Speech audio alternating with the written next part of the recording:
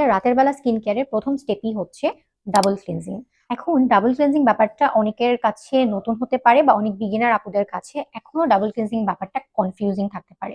Double cleansing এ কোনো cleansing বাম, cleansing oil অথবা মাইসেলার ওয়াটার দিয়ে তুমি তোমার স্কিনটাকে শুরুতে ক্লিন করবে। অ্যান্ড দেন তোমার যে সকালে ব্যবহার করা যে ফেস ক্লিনজার বা ফেস ওয়াশ, সেটা দিয়ে তুমি তোমার স্কিনটাকে ভালো মতো ওয়াশ করবে। অর্থাৎ আমরা আমাদের ফেসটাকে রাতের বেলা ২ বার ক্লিন করলাম। প্রথম স্টেপে আমরা কোনো ক্লিনজিং অয়েল, ক্লিনজিং বাম বা মাইসেলার ওয়াটার দিয়ে ক্লিন করছি।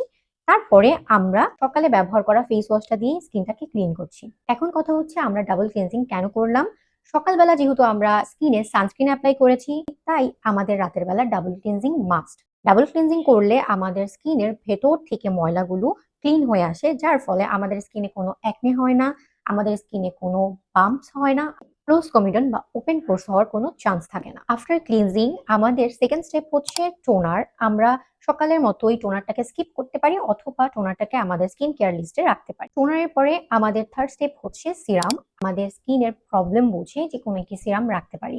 সিরামের পরের স্টেপ হচ্ছে ময়শ্চারাইজার। তোমাকে সকালের মতো রাতের বেলাও ময়শ্চারাইজার ব্যবহার করতেই হবে। এখন যারা বেসিক স্কিন কেয়ার করবে তাদের উইকলি একটি রুটিন রয়েছে, সেটি হচ্ছে তোমরা সপ্তাহে অন্তত ২ দিন তোমাদের স্কিন টাইপ বুঝে তোমরা এক্সফোলিয়েট করবে। এখনো এক্সফোলিয়েট ব্যাপারটা অনেকের কাছে কনফিউজিং থাকতে পারে। আমার পিন পোস্টে অলরেডি এক্সফোলিয়েশন নিয়ে ডিটেল একটা ভিডিও করা আছে, সেটা তোমরা দেখে আসবে। তো আশা করি তোমাদেরকে আমি বেসিক স্কিন কেয়ার নিয়ে একটা সাপ্তাহিক রুটিনের ধারণা দিতে পেরেছি। তো আজকের ভিডিওটা এই পর্যন্তই। সুস্থ থাকবে সবাই। আল্লাহ হাফেজ।